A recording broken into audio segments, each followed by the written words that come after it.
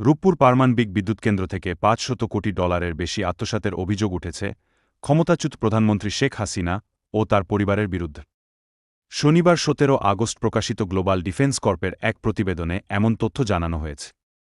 এতে বলা হয়, প্রকল্প বাস্তবায়নকারী সংস্থা রোসাট্রম মালয়েশিয়ার একটি ব্যাংকের মাধ্যমে শেখ হাসিনাকে এ অর্থ আত্মসাতের সুযোগ করে দেয়, যাতে মধ্যস্থতা করেন ছেলে সজীব ওয়াজেদ জয় ও ভাগ্নি টিউলিপ সিদ্দিক। প্রতিবেদনে উঠে এসেছে আত্মসাতের পুরো ঘটনা।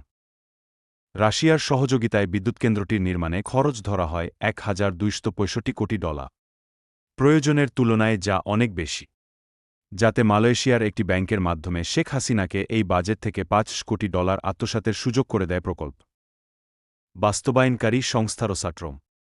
এতে বলা হয়েছে, নিজের ভাগ্নি টিউলিপ সিদ্দিকের মধ্যস্থতায় রাশিয়ার সঙ্গে এ চুক্তি করেন তৎকালীন প্রধানমন্ত্রী শেখ হাসিনা।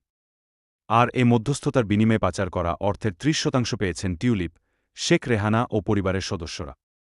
উল্লেখ্য, 2013 সালে রাশিয়ার প্রেসিডেন্ট ভ্লাদিমির পুতিনের সঙ্গে শেখ হাসিনার সাক্ষাতের সময় সঙ্গী ছিলেন টিউলিপ সিদ্দিক।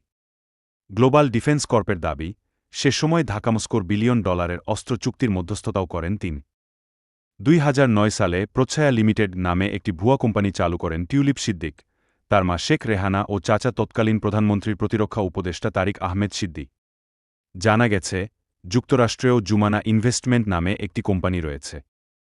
সংস্থাটির অভিযোগ, এ কোম্পানির মাধ্যমেই বিভিন্ন দেশের অফশোর অ্যাকাউন্টে অর্থপাচার করতেন Sheikh Hasina.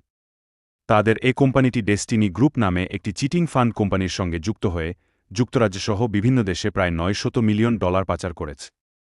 Global defence Corp নামে পোর্টালটি 2018 সালে চালু হয়। বিভিন্ন দেশের সামরিক ও প্রতিরক্ষা খাতে দুর্নীতির অনুসন্ধান করে থাকে তারা।